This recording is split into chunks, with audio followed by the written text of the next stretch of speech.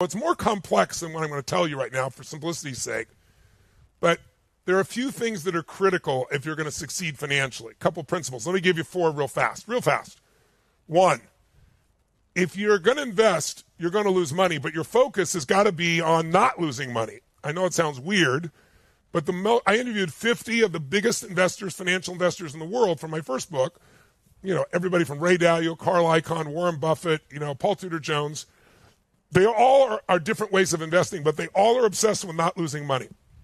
And most investors are obsessed with trying to get money, and so they make dumb risks, and they put themselves in a bad position. And so, in fact, Warren Buffett has a very famous quote. He says, rule number one to investing is don't lose money. Rule number two is see rule number one. And, of course, if you're going to invest, you're going to lose at times. But the way they prevent that from happening, I won't go in depth, but is the second principle called asset allocation. And all it means is whether you have $1,000 to invest or $100 million to invest, the most important decision you're going to make is not whether you're going to put it into Apple or buy a piece of real estate. The most important decision you're going to make is how much of that money do you put in low-risk environments where the returns are low, but through time, it's like the tortoise and the hare. It'll get you there. And how much do you put in risky environments, stock market, things like that would be there, certain real estate, where there's risk, but there's more upside, but also you could lose. And the balance of that has to do with things like how old are you, when do you need the money? If you're young, you can take more risks. You can put more at risk, right? Another thing that affects that is your risk tolerance. Like, what's the number that stresses you out? In other words, how much cash flow do you have? So, I'm not trying to explain all to you. I just want to plant seeds. You can go do your homework, okay? Once you have the right asset allocation, it'll help you from putting all your eggs in one basket and really screwing up. And then the third principle is this idea of understanding that the greatest investors do not take giant risks. They're all obsessed with something called asymmetrical risk reward. Asymmetrical risk reward means they're trying to take the least amount of risk to get the biggest upside. So I'll give you an example.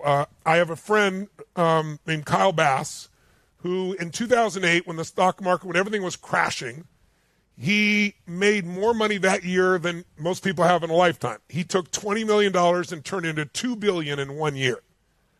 And he bet against the real estate market. People thought real estate was going to go up forever. He bet against it in a really unique way where he could be wrong 13 times and still make money.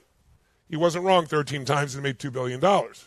Another way of doing it is when I work with Paul Tudor Jones, he's always trying to make, if he's going to risk $1, he's trying to make 5. He can't do that every time, maybe 3, but 5's his ideal, where he believes he can do it.